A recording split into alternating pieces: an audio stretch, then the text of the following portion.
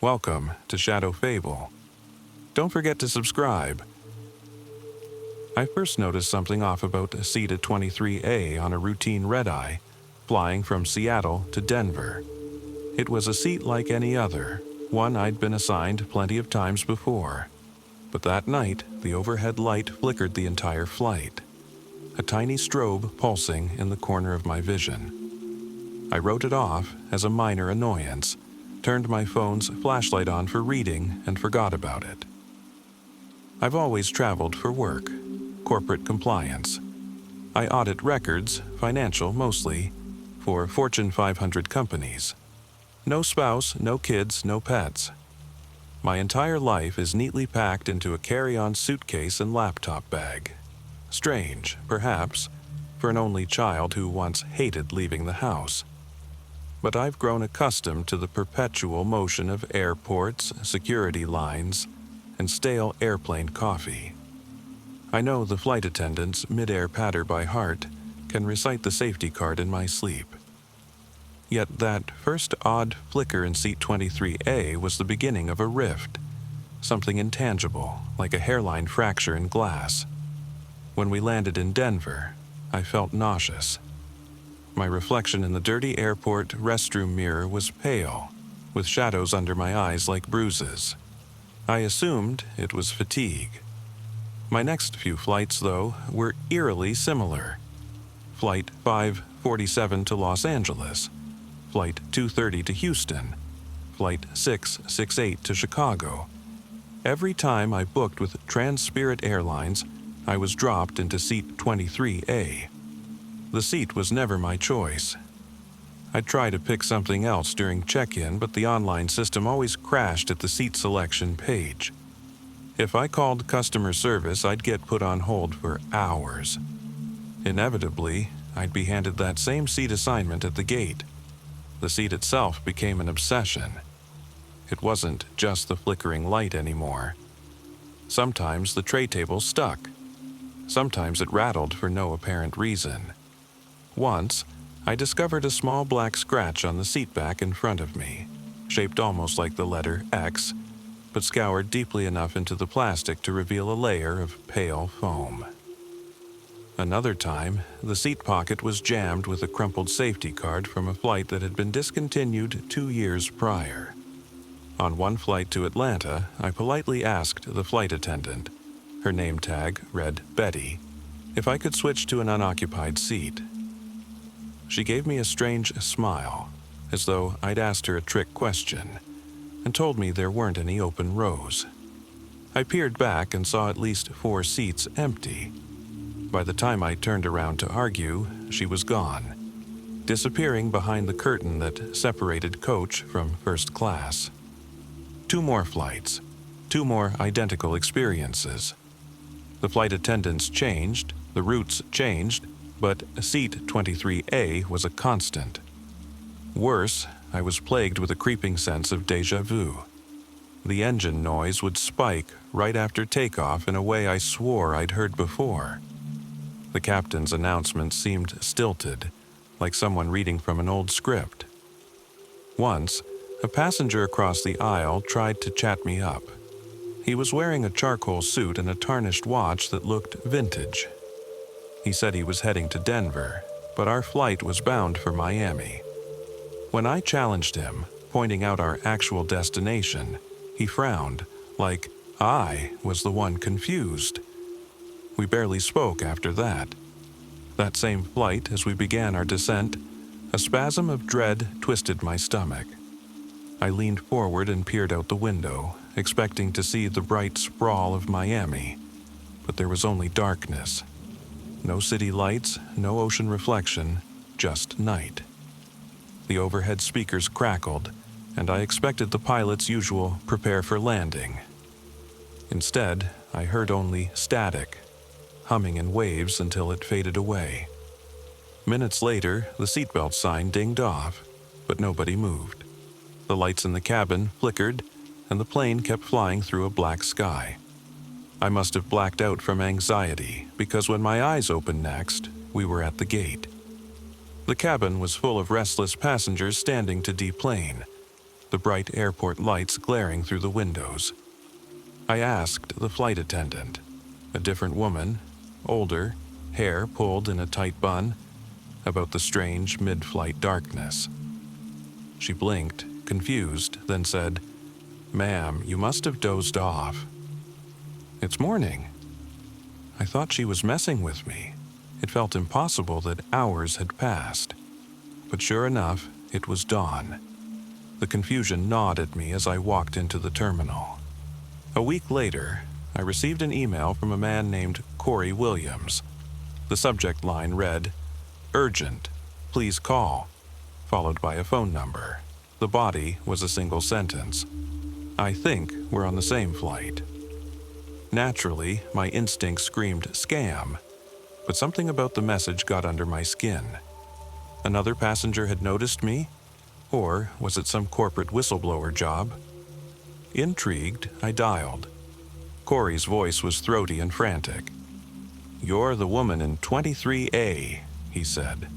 "I've seen you on 3 flights now. My seat is 23C. I tried to picture him, but my recent flights were a blur. "You've been next to me this whole time?" "Not next to you," he explained. "I sat across the aisle. I kept seeing you writing notes in that black notebook of yours, like you were investigating something. I am too." "Investigating what?" Corey hesitated before continuing in a hush. "These planes keep repeating. Routes that shouldn't exist. Even the seat assignment system is rigged. I've tracked 4 different flight numbers, all said to be heading to different destinations, but they're the same plane, the same crew. You notice how the attendants never give you a straight answer? They'll say, 'We're flying east,' or they just nod vaguely." A lump formed in my throat. I remembered that passenger who thought we were going to Denver, the flickering lights, the endless feeling in midair. How is that possible? "Are you saying we're not actually landing where we think we are?" "They feed you illusions," he said. "I used to work for Transpirit in data analysis. I found archived flight plans that never match the routes. Crew rosters that repeated the same names for flights years apart. Some corporate cover-up involving ghost flights." I stepped into the hallway of my Boston hotel, scanning for eavesdroppers. "Ghost flights? This sounds insane." Corey coughed. "I know, I've gone down the rabbit hole. Read about missing planes, hush-hush emergency landings, NDAs forced on flight crews. Once, I found a reference to Project Persephone in an old data folder, like they're running some psychological experiment at 30,000 feet. For the next hour, we compared experiences. He'd noticed the same flickering overhead light in row 23, weird anomalies with the airline's digital seat maps, even bizarre behavior from the flight attendants. We decided we'd coordinate to book the same flight in a few days, a route from Chicago to DC. Once on board, we'd compare notes in real time, see if we could catch the inconsistencies as they happened. That evening, I tried searching for public records on Transpirit. I found a slew of references to a crash from years ago, Flight 281, which vanished over the Rocky Mountains and was never recovered. Officially, 112 passengers were declared dead. But rumor blogs and conspiracy sites claimed the airline hush-hushed the entire affair, that the plane reappeared months later at a remote airstrip, no passengers aboard. Some said the flight was part of a covert government contract involving psychological warfare. Others insisted it was pilot error. The official statement was maddeningly vague. I arrived at O'Hare Airport early for our coordinated flight. My phone buzzed, a text from Corey. "Gate K6, meet at the coffee kiosk." He was leaning against the counter, posture tense. Clean-shaven, brown eyes, maybe mid-30s. He looked too normal, which somehow made me trust him less. But when he offered a polite nod and a half-smile, I caught desperation in his eyes. "Security guards been circling," he muttered. I think they know we're here. Paranoia prickled my skin. We walked to the gate together, trying to blend in. Eventually, they called for boarding. Once again, I was assigned 23A, and Corey had 23C. Stepping onto the plane, I felt a suffocating sense of déjà vu. The same faint coffee odor, the same flickering bulb, the same flight attendant with a stiff, plastic smile. As soon as the cabin door sealed, I realized something else. The plane wasn't even half full. Yet, the gate agent had insisted they were sold out. A handful of passengers dotted the rows, most fixated on their phones or whispering among themselves. Were they real passengers or something else? We taxied and took off without incident. The plane dipped above the cityscape, climbing higher, engine hum steady. 10 minutes in, Corey leaned across the aisle. "You notice the seatbelt sign?" he asked. I looked up. It was flickering, just like the overhead light. "It's been going on and off," Corey continued, "but no announcements." Across the row, a man in 22B jerked awake. He glanced around, confusion in his eyes, as if he didn't recognize his surroundings. Then he slumped forward again. The entire plane felt stuck in a suspended moment, lulled by the engines. The pilot's voice crackled overhead. "Flight time approximately 2 hours and 40 minutes. Weather's clear, seatbelt sign is off." But the sign was still on. I felt the first real jolt of fear. Corey and I locked eyes. Over the next hour, subtle inconsistencies piled up. The flight attendant poured coffee into cups that already appeared full. She handed it to passengers who never took a sip. The altimeter reading on the overhead screen flashed random values. 39,000 feet, then 10,000 feet, then blank. A baby cried behind us, but whenever I turned around there was no baby. The hair on my neck stood at attention, my breath caught in my throat. At one point, Corey decided to approach the flight attendant directly. As he stood, she suddenly appeared at his elbow. "May I help you, sir?" she asked in a voice so unnaturally calm it felt robotic. Corey cleared his throat. "Yes, actually. We need to speak with the captain." She maintained her neutral smile. "That's not possible during flight. It's urgent. Sir, remain in your seat." Her tone hardened, lips curling into a forced grin. Corey stepped back. The overhead lights flickered, and for a second I swore the entire cabin went dark. When the lights returned, the flight attendant was gone, and Corey stood alone in the aisle. The seatbelt sign was glowing. Corey sank back next to me. "She just vanished. Did you see that?" I nodded, heart pounding. Suddenly, the plane shook, a violent burst of turbulence that rattled the overhead bins. A woman in the row ahead screamed. The pilot's voice returned, but it was lost in static. My stomach lurched as we dropped altitude too fast, the lights flickering again. Outside the window, the sky was black. No city lights, no horizon, nothing. Something was terribly, fundamentally wrong. It felt as though we were no longer in normal airspace or time or reality.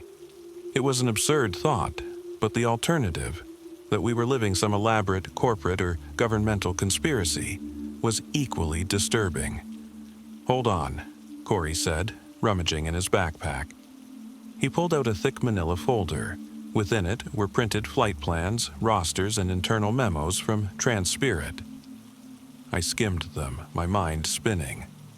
They detailed simulated flight conditions, references to behavioral observation, and a redacted budget line from an unnamed government department. I froze at a memo titled Project Persephone, Implementation Timeline. Its final bullet read, Passenger Seat Assignment. repeating test subject in 23A. Next to it, my name was typed in all caps.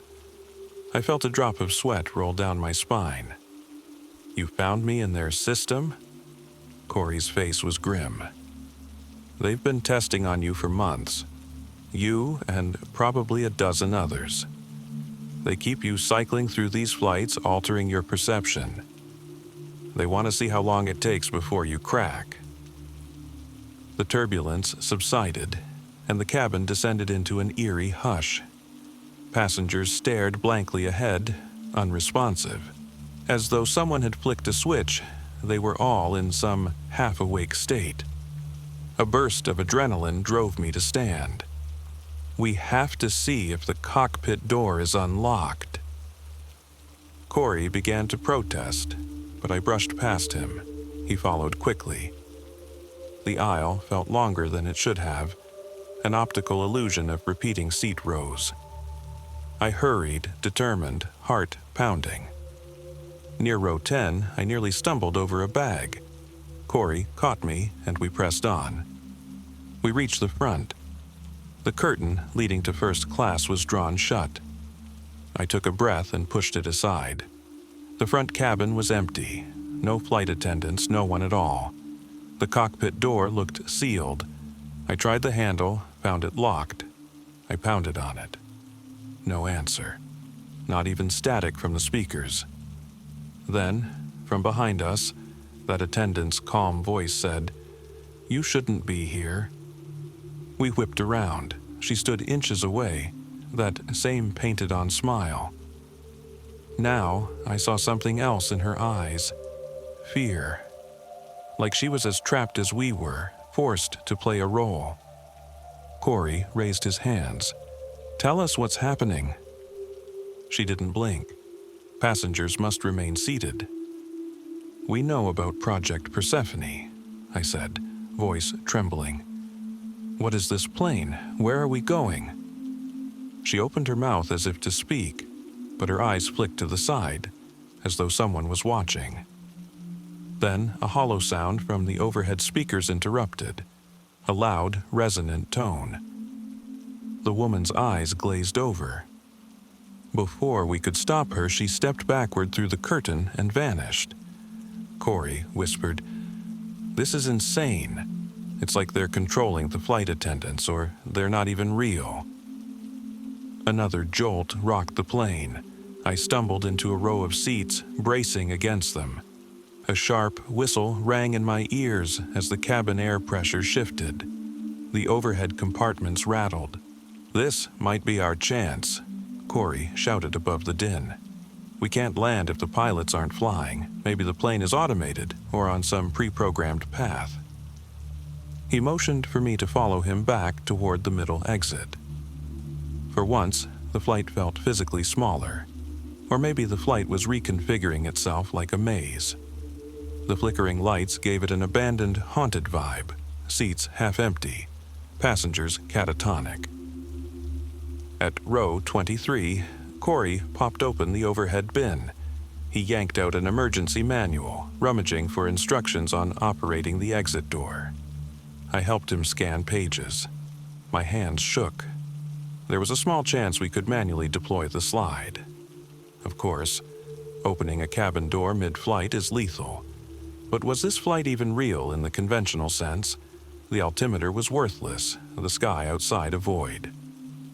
Corey exhaled, flipping the manual to a diagram. If this plane is stuck in some loop, or if we're on the ground already and just think we're flying, we can open the exit. A crazy theory, but everything else was crazier. We crouched by the exit door. Corey removed the plastic cover from the handle. My heart hammered so violently I could taste metal at the back of my throat. "We do this together," he said. I nodded. On 3. We both grabbed the handle. 1, 2. A deafening siren shrieked through the speakers, cutting him off. The cabin lights flickered wildly, casting frantic shadows across the overhead bins. The sound was so loud it rattled my teeth. I nearly lost my grip, but Corey held tight. We yanked the handle upward. For a split second, I expected the roar of wind and explosive decompression. Instead, the door creaked open with a metallic groan, and a rush of stale air hit my face. The siren died abruptly. Everything went quiet, and beyond the door was not the sky. A gaping corridor stretched out. It looked like some industrial facility. Harsh fluorescent lights overhead, steel walls riveted in rows, the air thick with chemical fumes. My jaw dropped. This was no runway or airport terminal. It was more like a hidden testing site. Corey and I exchanged a disbelieving look. Then we hoisted ourselves through the exit. We found ourselves inside a massive hangar. The plane's cabin was grafted into the hangar's wall, like a movie set. Rows of scaffolding, cables, and black-clad technicians stood below, staring up at us with stunned expressions. Some held tablets displaying lines of data or camera feeds of the plane. A tall man in a crisp suit stepped forward from the group, jaw clenched. "What are you doing out here?" he demanded, voice echoing through the hangar. Corey raised his chin. "We could ask you the same." The man turned to someone behind him. "Shut it down," he snapped. The overhead lights dimmed, and I heard the plane's engines were to a stop. So it had been a simulation, some elaborate stage set. My mind churned. The passengers, the flight attendants, everything in that cabin had been orchestrated. How many times had I soared through non-existent skies, believing I was crossing state lines or oceans? And why? I grabbed the man's sleeve. "You kept me in there for months, possibly years. Who are you people?" He brushed me off, eyes cold. "We're carrying out essential research on selective memory manipulation, fear conditioning, and crowd compliance. You were identified as a prime candidate, frequent traveler, minimal personal ties, psychologically resilient. We needed someone who'd question anomalies but not give up easily, someone who'd keep flying." I felt ill, remembering each flight, each unexplainable detail. "You destroyed my life for some twisted experiment." "You gave up your life long ago," he said, voice chillingly calm. "Signing those disclaimers, ignoring the red flags. We're simply using your inclination to chase the truth." Corey stepped between us. "This is illegal. We'll expose you." The man smirked. "Expose what exactly? We're not a ghost story. Our backers have deep pockets. Nobody will believe you." More technicians surrounded us, forming a loose ring. Tension crackled in the air. My heart pounded. If they decided we were liabilities, they might silence us permanently. "Move," one of them ordered. We followed him warily through the labyrinth of scaffolding and steel. My legs wobbled from the surreal shift. One moment, we were strapped into a seat on a flight. The next, we were in an underground hangar, bright lights glaring. We passed glass chambers, each containing partial fuselage mock-ups. Through one observation window, I spotted a woman in a flight attendant's uniform, motionless on a hospital gurney with an IV in her arm. Another chamber had rows of mannequins dressed like passengers, wires running from their heads. The magnitude of the deception was staggering. We reached a door that led into a corridor of cinder block walls, the floors polished to a dull sheen. The overhead lights buzzed. Another turn took us into a smaller room that smelled of antiseptic. Inside was a single table and 2 chairs. The man gestured for us to sit. Corey glanced at me, then sank onto one chair. I took the other. The man hovered by the door. "You clearly have the intelligence to see that going public would do you no good," he said. "We can't let you disrupt a program of this significance." I felt fury surge through me. people died on Flight 281, didn't they? Or did you abduct them like you did us?" He didn't answer, just stared with an unnerving calm. Corey clenched his fists. "This is a sick game. It ends now." The man eyed him with mild pity. "Mr. Williams, you leaked proprietary data. You're hardly innocent. As for you," he turned to me, "you helped bury financial evidence for half a dozen major corporations. We don't do business with saints here." He was right. I wasn't innocent.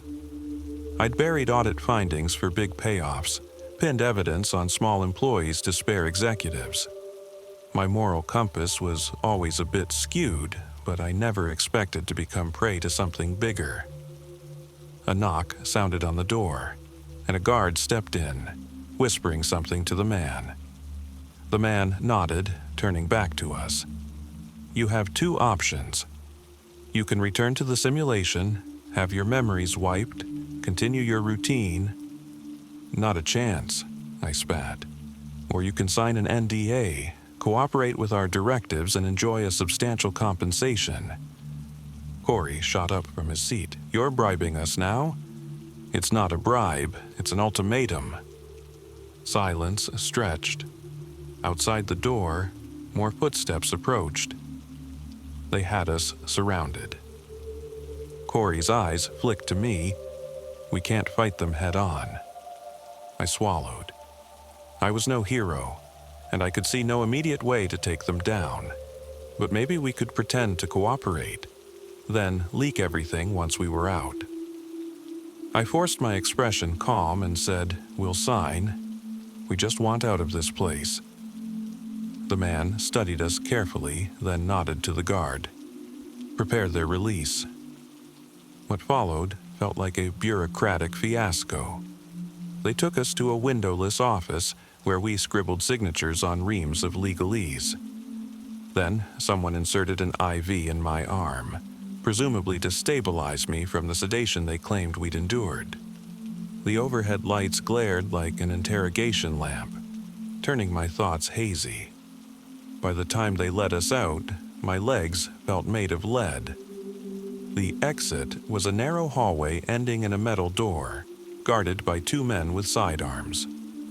Beyond that door, finally, we stepped into open air. A deserted parking lot under a stark desert sky. The sun hung low on the horizon. On the far side of the lot, a black SUV idled. The man in the suit reappeared one last time. "We'll be in touch," he said. "Remember, any breach of contract, any attempt to expose this facility, and there will be consequences." Then the SUV door opened, beckoning us inside. No alternative in sight, Corey and I climbed into the back seat. As we drove away, the facility receded behind us, a nondescript concrete bunker in a sea of sand. Sweat clung to my neck. My reflection in the window was gaunt and haunted, like I'd aged years in a single day. Corey sat quietly, eyes flicking between the rearview mirror and the distant horizon. When the driver finally spoke, he offered no small talk, just a terse order. "Keep calm. We'll drop you in the nearest town. Your personal effects will be returned." I realized with a shiver that even free, we were still tethered by threats, but a stubborn spark flared in my chest. We were alive, and we knew the truth. "I can still expose them," I told myself. "There has to be a way." By dusk, we arrived at a tiny motel off a dusty two-lane highway. The driver deposited us, then sped away without a word. A neon sign buzzed overhead, casting the parking lot in a flickering pink glow. Corey turned to me, voice raw with fatigue. "So, now what?" For a long moment, we just stared at each other, the enormity of our ordeal pressing down. Project Persephone was real, the Seat 23. A flights, the illusions, the ghost plane scenario, every horrifying detail was part of a larger machine. People with power and resources had orchestrated a grand deception, and we were just two of the pawns who'd slipped off the board. Now, I whispered, we plan. We keep our heads down, but we find a way to tear this wide open. Corey's expression darkened with resolve. We walked into the motel office where a bored clerk handed us keys. That night, I barely slept. Every time I closed my eyes, I was back in 23A, the hum of engines overhead, that flickering light. But now, there was a new fear. That everything we'd seen might continue in secret. That more unsuspecting flyers would step onto planes that never really left the ground. Morning arrived in a wash of pale sunlight. I met Corey outside by a rusted vending machine, and we set our phones on the concrete edge. We tested them, no messages, no missed calls. Transpirit had wiped out any immediate traces of communication, but we still had each other, and that manila folder of Corey's with damning evidence. We started walking, dust kicking up around our ankles. The highway stretched long and empty. With every step, a sense of grim determination solidified inside me. We might be morally gray, we might be complicit in corporate cover-ups from our pasts, but we were about to do something that might actually matter. Somewhere in the distance, a lone aircraft droned across the sky, contrails fading against the morning light. I froze, heart thudding, scanning that plane with a mix of terror and fascination. Was that flight real, I wondered, or just another stage in the grand theater? Corey placed a hand on my shoulder. "Let's keep going," he said, voice trembling. "We have a lot of work to do." I nodded, and we walked onward, the open road before us, the desert sun glaring like a silent witness. A hollow fear clung to me, heavier than my carry-on ever was. But beneath it lay a spark, an ember of defiance that refused to go out.